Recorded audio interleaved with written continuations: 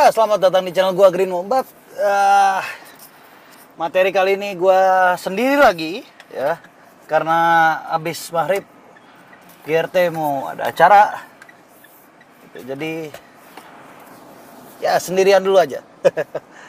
Ya, kali ini bahasannya terinspirasi oleh Pak Eko Hananto ya. Jadi kemarin itu kita sempat bahas soal branding. Materinya udah keluar belum? Kayaknya udah sih, udah keluar. Jadi tentang branding, tapi itu branding secara keseluruhan, branding perusahaan dan branding produk secara keseluruhan gitu. Nah, sekarang kita akan membahas tentang personal branding. Jadi apa itu personal branding, bagaimana kita melakukan personal branding, dan kemarin Pak Eko Hananto itu sempat bertanya sama gue, personal branding itu sama gak sih dengan kita pamer gitu loh. Karena ya mungkin karena sekarang ini banyak banget ya influencer-influencer yang kemudian terkena kasus apa sih, gue lupa namanya tuh, afiliator ya, kalau nggak salah, terkena kasus afiliator gitu kan. Dan cara branding mereka itu dengan pamer gitu loh. Jadi itu, jadi ya seperti itulah gitu. Oke, langsung aja masuk pembahasan biar gak begitu lama, gue usahain di bawah 10 menit. Oke, pertama, apa sih personal branding? Kita bahasnya tentang personal branding sekarang ya. Apa sih personal branding? Jadi personal branding itu adalah bagaimana cara kita ya secara individu ya itu menunjukkan ke orang-orang ya, ke orang lain gitu ya, pokoknya ke orang-orang lah, mau itu perusahaan ataupun per individu terserah gitu ya. Bagaimana cara kita menunjukkan ke orang lain bahwa kita ini sesuatu yang merepresentasikan pekerjaan kita gitu. Nah, jadi seperti itu gitu loh. Nah, kalau misalnya ditanya pamer itu masuk ke dalam apa, sama apa enggak gitu. Jadi kalau gue secara subjektif mengatakan bahwa pamer itu beda ya, dengan personal branding itu beda. Tapi memang pamer merupakan salah satu cara gitu loh. Salah satu cara untuk kita melakukan personal branding. Walaupun gue sendiri agak kurang srek ya kalau misalnya dikatakan dengan pamer gitu. Maksud gue dengan cara melakukan pamer gitu ya. Jadi gue agak sedikit menentang, walaupun kalau ada yang mau ngelakuin ya monggo silahkan, itu hidup lu, jadi gue bukan urusan lu bukan urusan gue gitu. Jadi intinya pada intinya itu gitu. Nah, kita masuk ke contoh konkret aja ya, biar lebih gampang gitu ya, kayak personal branding itu apa. Nah, personal branding tuh sebenarnya sudah banyak dilakukan. Sama siapa? Sama sales biasanya gitu. Jadi contoh, sales motor Honda, mereka pakai seragam tulisannya Honda gitu. Sales Suzuki, mereka pakai seragam Suzuki. Yamaha pakai seragam Yamaha dan lain sebagainya. Intinya apa? Begitu orang lain itu melihat ya, begitu orang lain itu melihat kita gitu loh. Oh, kerja lu di sini ya gitu. Gak mesti sales sih, tapi kayak mekanik segala macam gitu, sampai ditulisin mekanik segala rupa gitu loh. Atau kayak dulu ya, zaman gua itu kalau gue kuliah tuh mulai rame orang itu tentang startup segala macam gitu ya. Jadi kayak dulu gue pernah kenal sama orang yang terlibat dengan Ruang Guru, dengan Kita Bisa dan lain sebagainya gitu ya. Itu zaman gue banget gitu ya, maksudnya zaman gue baru coba cari uang banget gitu kan. Nah, itu mulai kelihatan tuh orang-orang yang kerja di startup itu gimana gitu kan, segala macam ya, kayak gitulah. Jadi begitu gue ngelihat stylenya mereka gitu, oh lu kerja di startup ya, startup mana gitu kan. Nah, itu yang seperti itu gitu kan. Nah, terus ya pokoknya hal seperti itu sih. Jadi personal branding itu sudah banyak yang melakukan, sudah dilakukan oleh perusahaan besar juga ke karyawannya dan lain sebagainya gitu. Itu cuma part of gitu loh. Nah, apakah orang yang kerja di startup harus sombong? Kan enggak. Apakah sales itu harus sombong? Kan enggak gitu loh. Tapi intinya apa yang dipancarkan. Nah, apa yang dipancarkan oleh mereka itu merupakan bagian dari pekerjaan mereka gitu loh. Nah, teorinya personal branding nih, kalau misalnya kita cari teori valid agak sulit ya. Karena apa? Personal branding ini walaupun teorinya lama, dari tahun 1970-an ya, itu masuk ke subliminal message, itu pengembangan teorinya dari Gestalt ya. Lu bisa cari sendiri. Nah, itu lu bisa tanya dari dua orang yang berkuliah di antara psikologi sama di desain dan komunikasi, dan ilmu komunikasi. Jadi bukan cuma desain, berarti 3 ya. Ya itulah gitu. Jadi itu personal branding gitu loh. Banyak sekali teorinya, walaupun itu semua itu termasuk teori baru ya, tapi itu banyak sekali teori-teorinya gitu loh. Nah, terus kira-kira apa sih yang bisa kita dapatkan dari personal branding, nanti itu akan dibahas nanti gitu ya, agak ke belakang gitu loh. Masuk ke caranya gitu ya, caranya personal branding gitu. Jadi pertama hampir sama dengan kita melakukan branding pada sebuah produk gitu, hampir sama dengan kita melakukan branding pada sebuah perusahaan gitu loh. Kita harus cari tahu dulu target pasar kita ini siapa gitu loh. Jadi kalau misalnya emang target pasar lu itu orang-orang yang senang dengan birokrasi gitu kan, ya udah lu berpakaian mirip mereka gitu loh.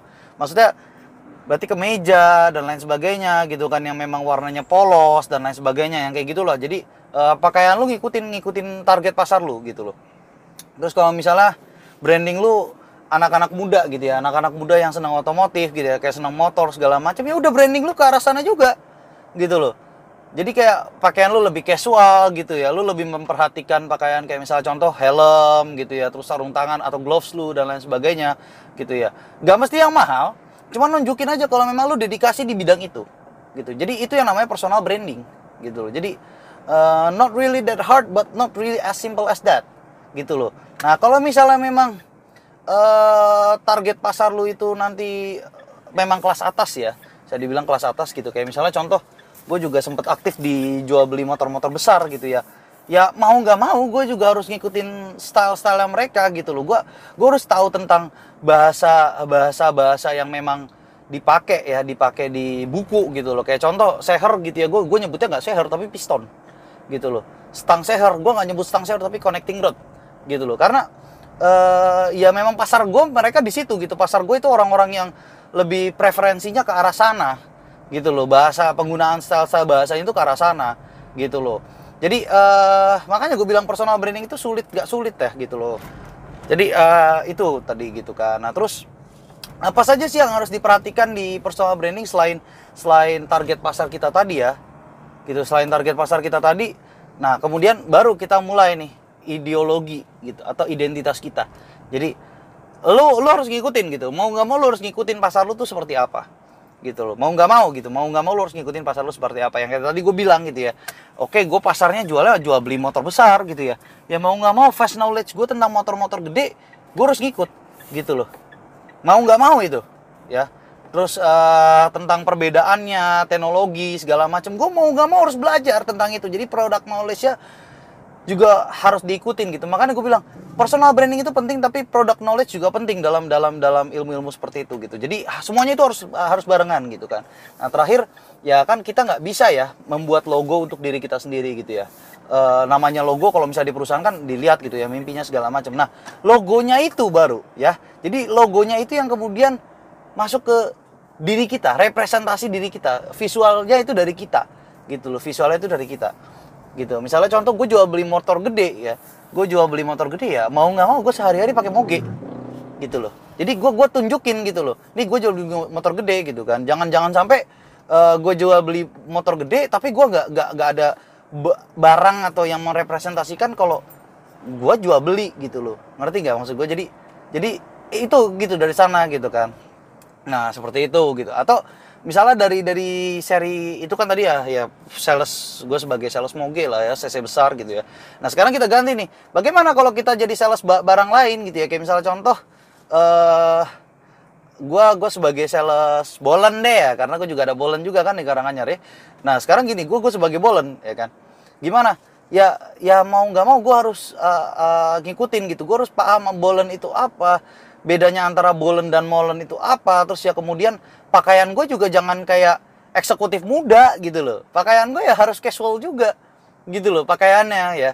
Jadi saat gue ketemu gitu, saat gue ngedrop di titik-titik tertentu gitu ya, titik-titik pengantaran bolen gitu kan, ya gue nggak boleh kelihatan seperti orang eksekutif muda, orang yang nggak pernah di dapur. Terus bukan berarti eksekutif udah nggak pernah di dapur ya, maksud gue harus kelihatan gitu ya, gue orang yang ada di dapur gitu. Gue nggak bilang eksekutif udah nggak pernah di dapur. Kalau mereka mau di dapur ya silakan aja. Maksud gue ini kita ngambil generalisirnya gitu, pandangan orang awam, pandangan orang umum ya, bukan orang awam gitu. Jadi statistiknya yang kita mainkan gitu ya. Jadi gue nggak bisa kelihatan kayak gue pakai kemeja, pakai baju batik gitu yang bersih dari tanpa noda dapur gitu ya. Jangan kena oli juga gitu loh. Jadi baik itu berlebihan ataupun negatif tuh jangan gitu loh. Berlebihan ataupun kekurangan tuh jangan. Jadi harus pas gitu loh. Jadi ya gimana ceritanya gue harus melampirkan ke arah sana gitu. Kalau gue pengusaha bolen ya gue harus nunjukin gue sebagai pengusaha bolen gitu kan. Nah terus ada kalimat-kalimat juga kayak misalnya contoh, perlu nggak sih mobil segala macam gitu ya, balik lagi ya tergantung gitu loh. Kalau misalnya memang lu orang-orang yang main di tender-tender besar gitu ya, ya jelas mobil itu bukan cuma kebutuhan transportasi lu, tapi mobil itu juga merupakan personal branding lu, bagian dari personal branding lu gitu loh. Kayak misalnya contoh, lu main tender-tender harga 500 juta ya kan, 600 juta gitu kan, yang sekitar batinya itu berarti ngambil dari KPPU ya. KPPU itu 30% dari 500 juta gitu kan. Berarti 150 juta batinya gitu buat lu bersih kalau lu jasa gitu ya. Kalau barang yang mungkin lebih kurang dari itu gitu ya, kalau tender-tendernya segitu. Ya kan. Nah, kalau lu main tender-tender segitu, ya, kalau lu main tender-tender nilainya segitu, ya, mau nggak mau, lu juga harus punya mobil yang harganya sama gitu loh. Gitu. Jadi kayak misalnya, ya udahlah, lu pakai Innova Reborn gitu yang harga 500-an juta gitu kan, atau Pajero yang level terbawahnya, nggak apa-apa gitu, karena memang itu merepresentasikan level pekerjaan lu tuh semana gitu loh. Tapi kalau misalnya memang lu tendernya tender-tender kecil gitu ya, malah nanti dipertanyakan gitu, ini orang main tender-tender kecil kayak gini, apalagi tender kecil yang maksudnya kayak katakanlah 70 juta ya, 70 juta tapi jangka waktu sampai 6 bulan gitu. Orang justru malah mempertanyakan gitu loh, ini orang sebenarnya kerja beneran atau enggak gitu kan, segala macam gitu kan. Apalagi kalau kerjaannya itu tedious gitu loh. Kayak tedious tuh maksudnya berarti memang harus bener-bener lu perhatikan, lu harus fokus di pekerjaan itu. Jadi nggak bisa lu selang-seling gitu, nggak bisa kayak tender 70 juta terus lu pegang 10 proyek kan sekaligus, nggak bisa gitu loh. Jadi semua itu balance ya. Kayak misalnya gue jualan bolen terus pakai mobil ini ya. Ini kalau ini nggak kelihatan sih mobil gue apa gitu. Ini gue lagi pakai Pajero Sport gitu. Nggak lucu gitu. Jadi malah orang tuh mikirnya gue investornya, bukan orang yang jualan bolennya gitu loh. Jadi brand apa gitu, personal branding apa yang mau gue bangun gitu loh. Kecuali kalau misalnya gue pakai mobil bolennya apa nih, misalnya sekelas mobil-mobil kecil atau apa gitu, terus gue pakai cuma saat hujan atau apa, itu boleh gitu. Jadi saat-saat tertentu gitu loh. Jadi personal branding juga kita lihat kepantasan, bukan dari harga barangnya gitu loh, kepantasan dari image yang mau diterima oleh masyarakat gitu loh. Dan perlu diingat, ini adalah perspektif masyarakat, jadi bukan perspektif kita pribadi. Dalam arti ya gue pengen aja, contoh, gue pengen jual bolen nih, tapi gue pengen beli Alphard, kan bisa nih jual mobil ini terus beli Alphard yang bekas gitu ya. Ya kan bisa aja gitu loh. Nah, tapi pantas enggak gitu loh. Enggak, ya sudah jangan dilakuin gitu loh. Oke, jadi personal branding itu seperti itu, simpelnya secara simpel seperti itu. Gitu loh. Ya, salah masuk lajur. Ini orang parkir. Parkirnya 2 mobil. Gimana ceritanya?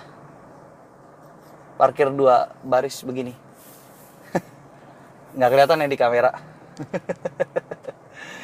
Jadi gitu ya, itu tentang bahasan tentang personal branding gitu. Paling gua pikir itu dulu ya, dari uset cumi-cumi. Aduh, nggak ngerti gua kadang-kadang sama orang yang kayak gitu. Nah itu aneh ya. Mobil elegan yang dibuat seperti itu. Ya udah, paling gitu aja dari gua. Kalau misalnya ada kurang-kurang atau ada yang mau didiskusiin silakan. Sekian dari gua, Green Mombat out.